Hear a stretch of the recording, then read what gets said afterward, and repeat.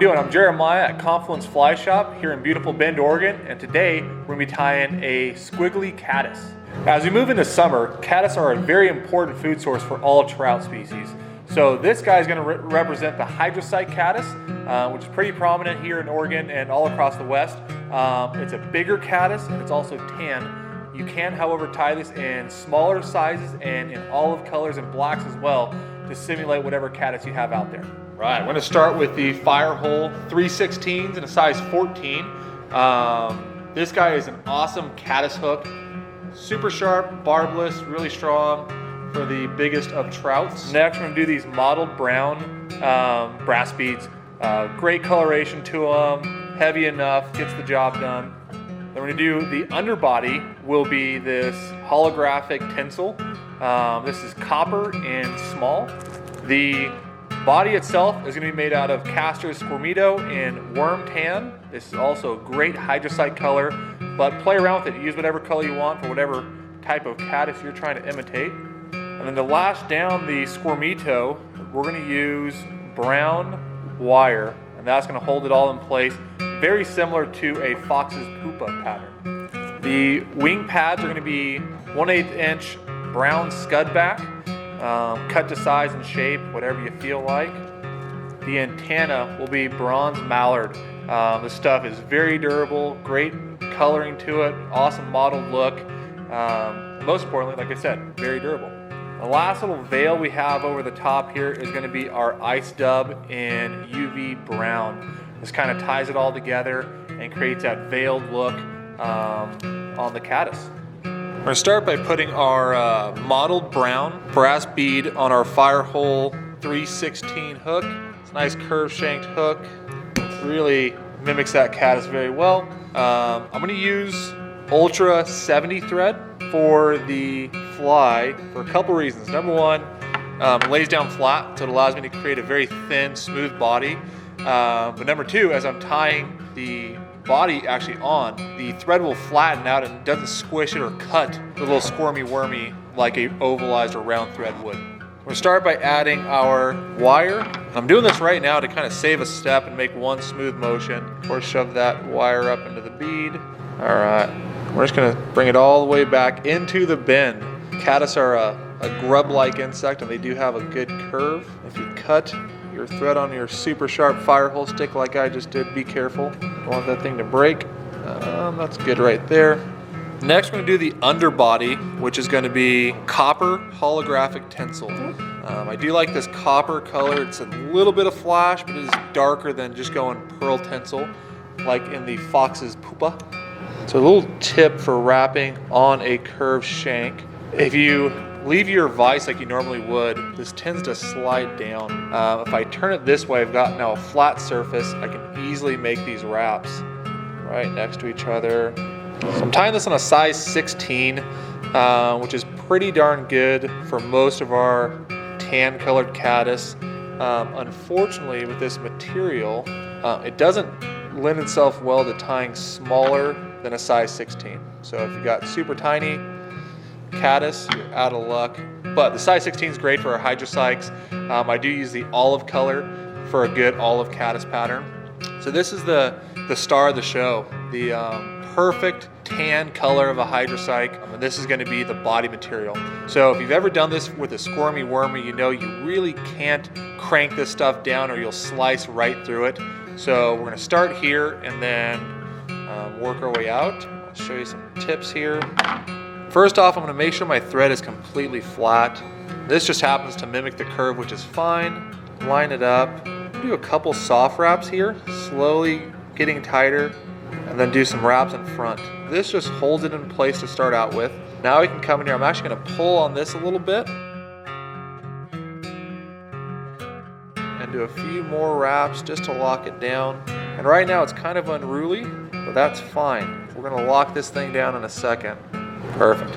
Now you can just pull this up, give it a chop, and now I'm going to come in here, flatten my thread again, and lash the rest of this down. I'm not cranking down on this. I'm just locking it in place. All right, so now we've got our body in there, and we're going to lash this down similar to how you lash down the vernal, on a fox's pupa. The first thing I like to do is do a full wrap in the butt, and now I can come in here and start cranking this down. And this is going to create an awesome segmentation as well as durability. Once again, we don't want to put too much pressure onto this because it will tend to roll, but I've got a little secret for that here in a second. So if you do find it rolling, just kind of pull up on it and it'll line everything up again. I'm going to do 2 wraps in front here before I tie this off. You've got to be gentle with this material.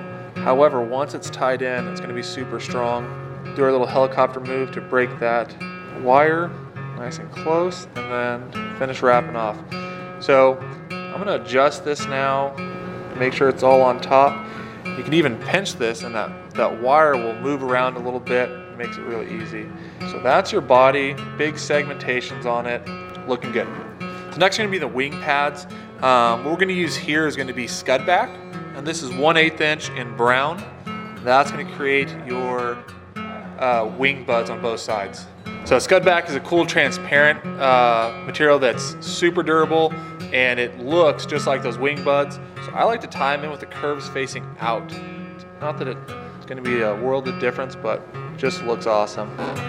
So pinch this on one side, couple soft wraps, slowly pulling more tension on it, and do one in front just to lock this stuff down. You can pull on it pretty tight and then trim it. That'll make sure that guy's not going to move anywhere. It's going to be exactly where you want it. I'm going to tie this fairly long and then trim it to size after I'm done.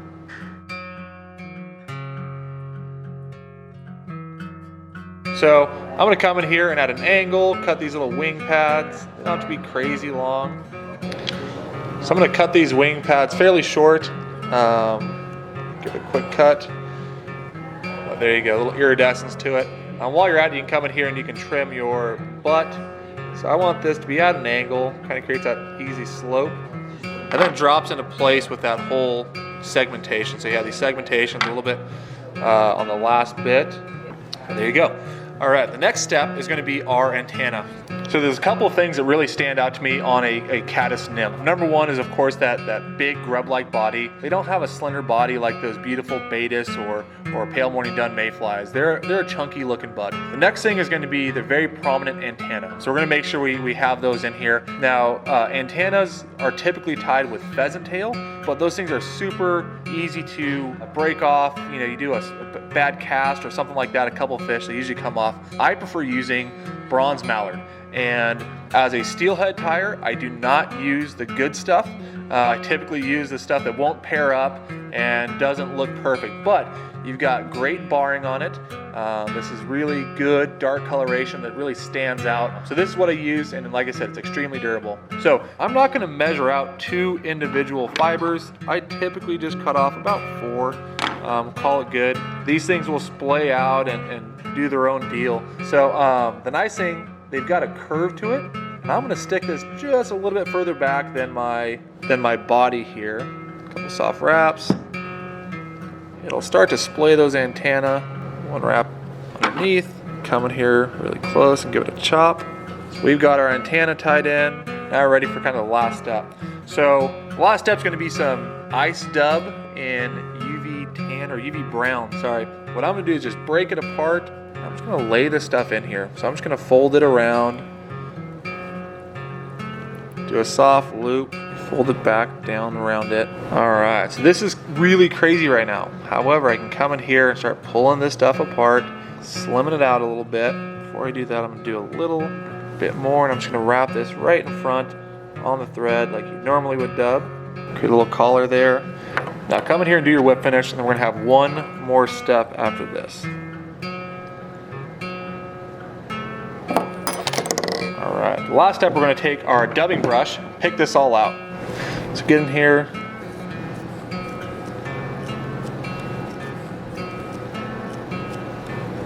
Pick this all out. And if you have too much on there like I do in this case, start pulling it apart. It'll come off fairly easy. All right, and there we have it, the Squiggly Caddis. Thanks for watching. That was the Squiggly Caddis. You can buy all the materials in the link below. Thank you for watching.